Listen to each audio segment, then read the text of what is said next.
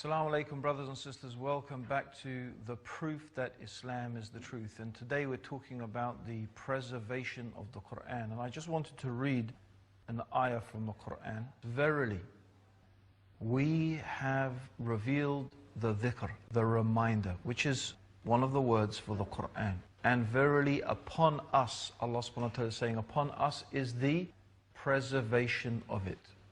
This is a promise in the Quran that Allah will preserve the Quran. And the reality of the preservation of the Quran is without doubt one of the miraculous aspects of the Quran and one of the proofs and the evidences that it is from Allah. In fact, you will find that nearly every type of book and scripture and writing through time goes through many alterations and distortions and corruptions. Now, this may not be the case so much today with the invention of the printing press, but of course in ancient times when books were largely transcribed by scribes, then there was a lot of opportunity for corruptions and distortions and additions and deletions to take place. Yet throughout the 1,400 years of Islamic history, the Quran has remained the same. In fact, it is one of the most remarkable things that you could take a copy of the Quran today. You could take a copy of the Quran today. So for example, if we took this Quran here,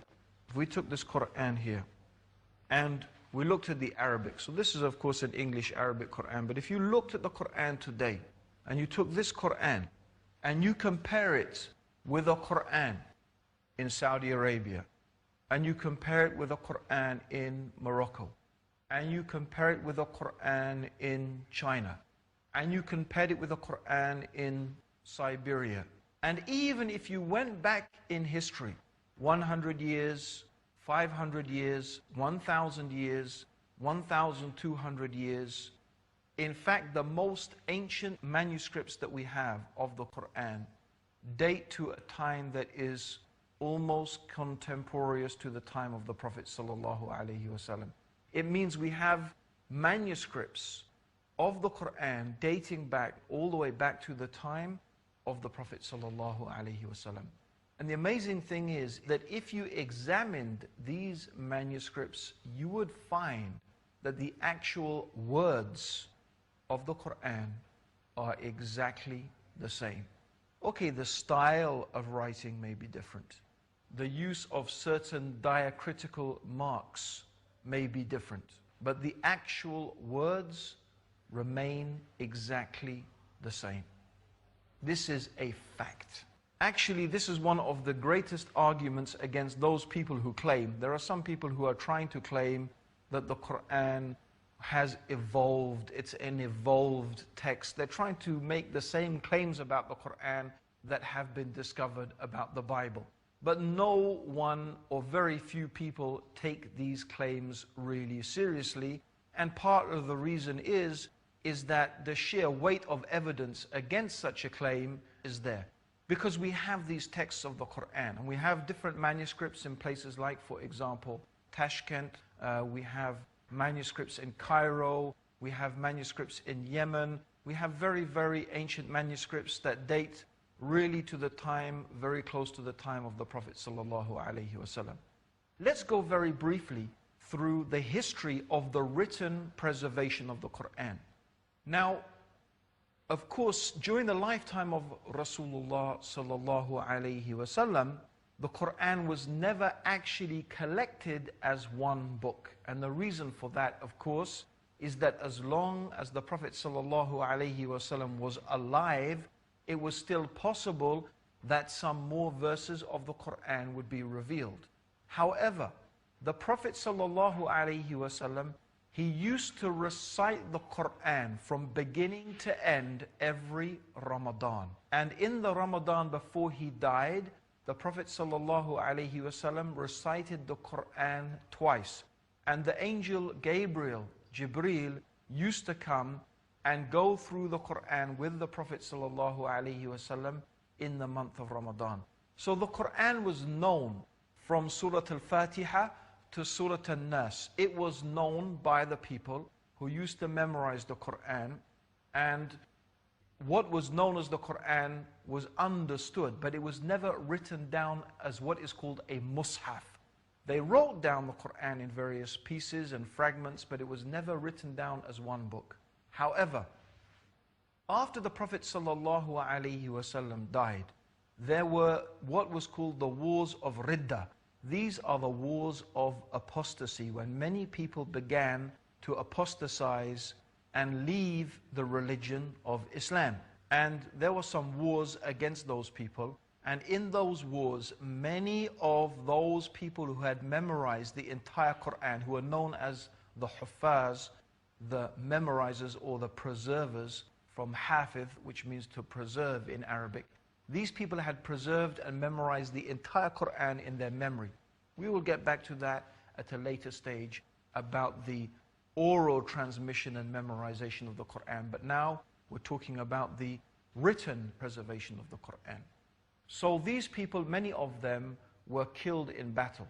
So it was said to Abu Bakr, who was the ruler of the Muslims, the first caliph or the first ruler of the Muslims. Some people said to him, why don't you write down the Quran to make sure that we don't suffer from what the people suffered from who came before us, meaning the Jews and Christians, from their distortions and the corruptions in their text. Because we're afraid that if the Huffaz are killed in great numbers, then maybe the preservation of the Quran will not be maintained. So anyway, there was some dispute about this, because some of them said, well, how can we do something that the Prophet ﷺ never did? But they agreed, and Umar and Abu Bakr, having discussed it with each other, they agreed, and the companions had agreed that this was a good idea. So what they did is they got someone called Zayd ibn Thabit.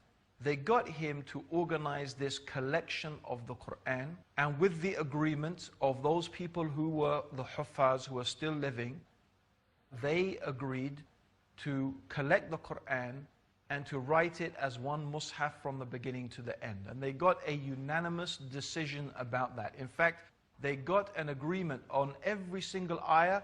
Two people, a minimum of two people had to agree. Every single ayah of the Quran, they had to agree that this was the right ayah and it was in the right place also.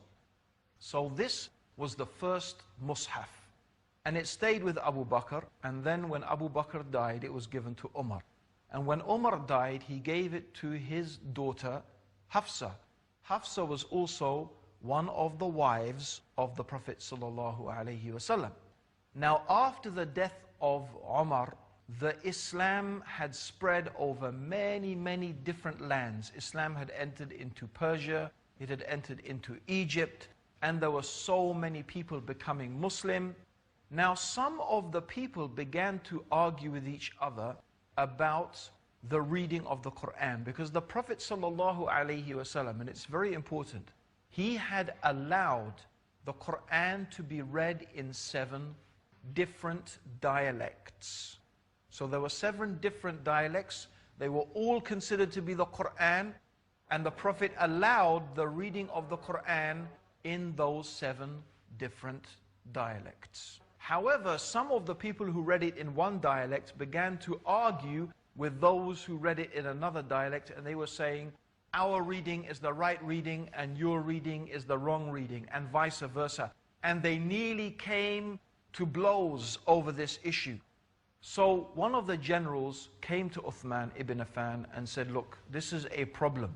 Let us unite the people under one reading, and this way we will avoid dissension and controversy. So Uthman, he said, okay, this is a good idea. What we will do is we will unite the people under the reading of the Qurayshi dialect. The Qurayshi dialect was the dialect that the Prophet ﷺ, he used to use the most often. Okay, this was the dialect the Prophet ﷺ himself used to use. So once again, he ordered a compilation of the Quran. And who did he get? the same Zayd ibn Thabit. They got the same Zayd ibn Thabit to make a compilation of the Quran. And once again, he got a total agreement for each ayah. A minimum of 2 people had to agree about this ayah, that it was correct and that its placement in the Quran was correct. And once again, they made a compilation of the text of the Quran. Then they compared this new compilation with the compilation that had been made by Abu Bakr. And they found that the 2 corresponded exactly. They were both corresponding exactly one with the other.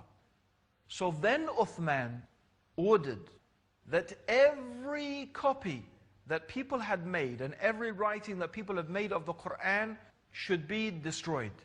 And the way that they destroyed it was by burning it. Okay? This is considered to be a clean and pure way to destroy the text of the Quran. It's not like maybe in Western culture these days, you know, when they want to get rid of books, they burn the books as a type of protest. No, this was considered to be a clean way to dispose of the Quran. So every Quran they had was either washed, as the Mus'haf that was given to from Abu Bakr and Umar to Hafsa, it was actually washed clean. And every type of copy of the Quran was destroyed except this, what is called the Imam manuscript. That was the Imam manuscript compiled by Uthman under the supervision of Zayd ibn Thabit. And from that, 7 copies or maybe 9 copies were made. So from that Imam manuscript, 7 or 9 copies were made. And these copies were distributed all over the Muslim world at the time. And every Quran therefore had to be an exact replica, an exact copy of those Qurans. So we still have, according to many experts in the field, we still have 2 or 3 of those original manuscripts existing that was compiled in the time of Uthman ibn Affan, which is only some 20 years after the death of the Prophet Muhammad sallallahu alaihi wasallam. And as I said, you can go anywhere in the world today and you can take a copy of the Quran and you can compare it with Qurans anywhere, and you can go back in history 300, 400, 500 years, and you can compare those Qurans then with the Qurans that we have today, and you will not find they are different, not by a word, not by a letter. So this is a fact.